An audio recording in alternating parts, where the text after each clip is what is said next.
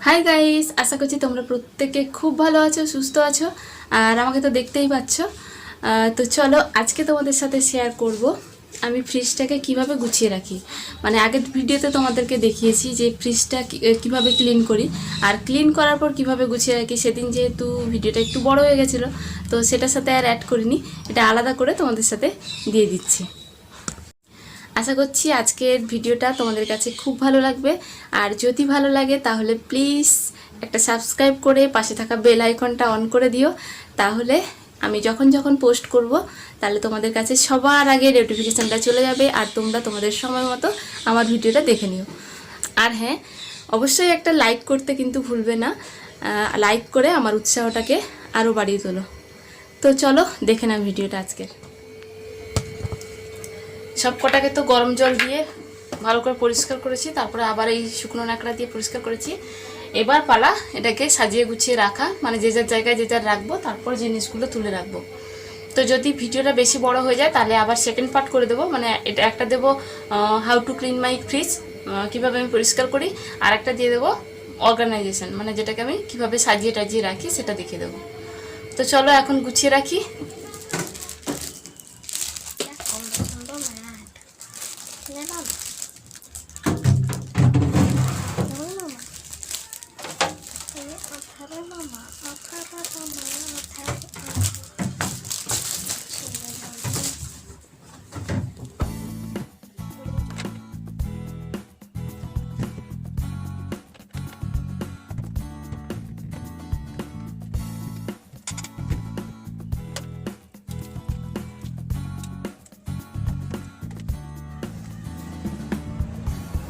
এবার দেখো একদম পরিষ্কার হয়ে গেছে।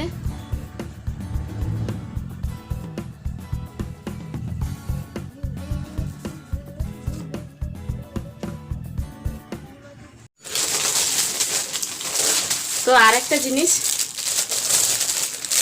এই যে ফ্রিজ কভারটা দেখছো, এটা আমার আগের চ্যানেলে একটা ভিডিও করা ছিল, ফ্লিপকার্ট থেকে নিয়েছিলাম। দারুণ একটা ফ্রিজ কভার। তো এর সাথে দিয়েছিল এই যে ফ্রিজ ম্যাটটাও দিয়েছিল, আর এটা আমি ইউজ করিনি এতদিন, রাখা ছিল আলমারিতে।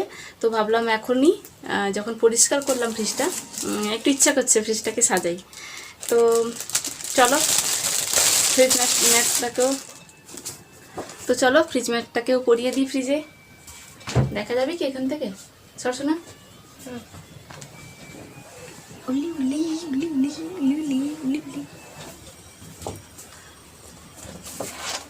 এটা দিয়েছিল 5খানা, তো 5খানা তো লাগবে না, আমার লাগবে 3খানা, তো দুটো রেখে দেবো।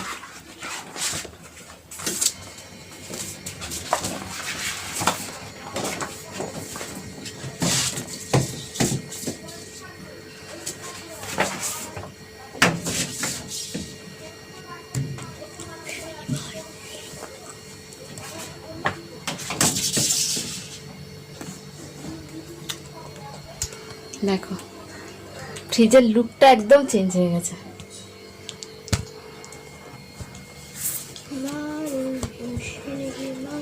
তো এবার যে যার জিনিস সে তার জায়গায় রেখে দিই।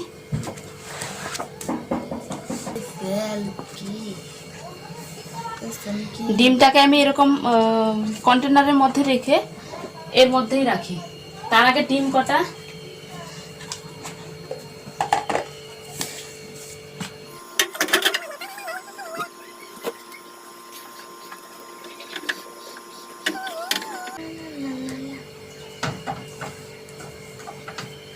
ডিমটা এত বড় একটু ধরছে।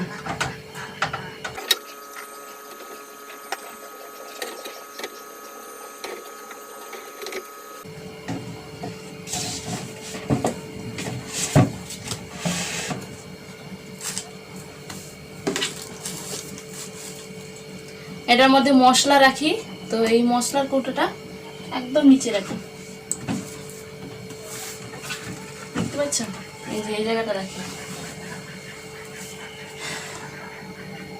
সবজিগুলো সব আমি এইভাবে প্যাকেটে রাখি, তাহলে সবজিগুলো শুকায় না।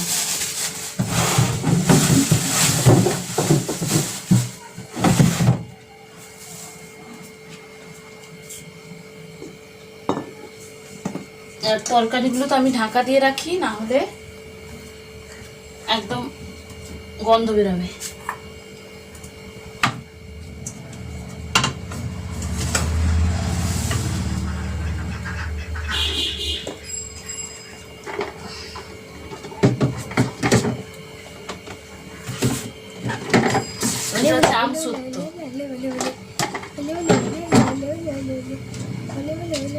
আর এতে একটু গুড় আছে, পাটালি গুড়, তো নষ্ট হয়ে যাবে, ওই কারণে আমি রেখে দিয়েছি ফ্রিজে। এটা বাবা নিয়ে এসেছিলেন।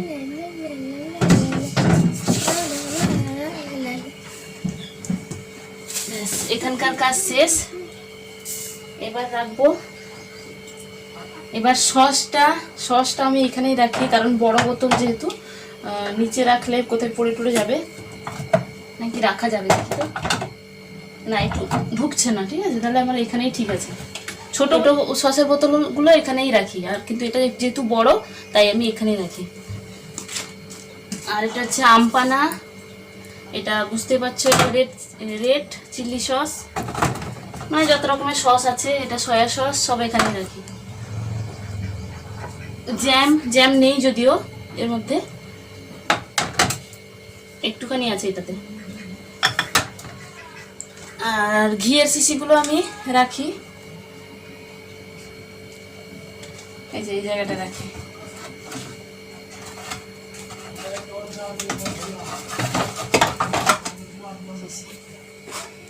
আর বাটার রাখি এইখানে পাশে, এটাতে নেই, এটাতে এমনি খালি বাটার। আচ্ছা ব্যাপার। আর এই যে দেখছো আমার লিপস্টিক, যেহেতু গরমে গলে যায়, লিপস্টিক আছে, লিপ বাম আছে, অনেক কিছু আছে এর মধ্যে, তো এগুলোকে রাখবো আমি এই যে এখানে।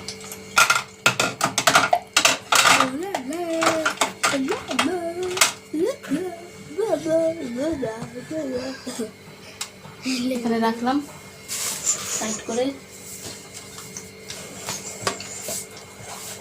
গোলাভরি ডাবল, সেটাও এখানে রাখি। এগুলো টুকটাক জিনিস, এগুলো আমার।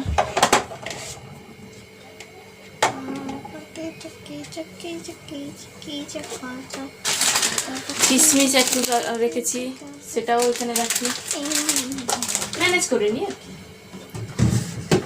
আর আমার এই যে প্যাক যেটা মাখি ডেলি, বেসন আর দইয়ের যে প্যাকটা কস্তুরি হলুদ দিয়ে, এই যে এটার মধ্যে রেখে এখানেই রেখে দিই। ব্যাস আমার কমপ্লিট। এবার বাকি এর মধ্যে জল দেব, জল দিয়ে ঢুকিয়ে দেবো। এবার এটার মধ্যে জল নিয়ে চলে এসেছি। আর গরমের দিনে তো জানো বেশি বরফ লাগে, তো এখানেই রাখবো। আর এখানে রাখলেই বরফ হয়ে যায়, এটা হয় মানে তাড়াতাড়ি পাওয়া যায়, বরফটা বের করা যায়। আর এইখানে যে বরফটা আছে আমার, এই যে বরফটা, এটা হট করে বের করা যায় না, দেরি হয় অনেকটা, তো এই কারণে এখানে একটা আমি রাখি, আর একটা রাখি যেটাতে দুধ থাকে ওটাতে রাখি। এটাতেও বরফ হয়ে যাবে, তবে সময় লাগবে, আর এটা একদম তাড়াতাড়ি বের করা যায়। তো এই হলো আমার। এবার ওপরটা পরিষ্কার করে নেবো একটু। আর এটা হচ্ছে কলিং, তো কলিংয়ের বোতলটা স্প্রেটা নষ্ট হয়ে গেছিলো, ওই কারণে আমি এটাতে ঢেলে রেখেছিলাম।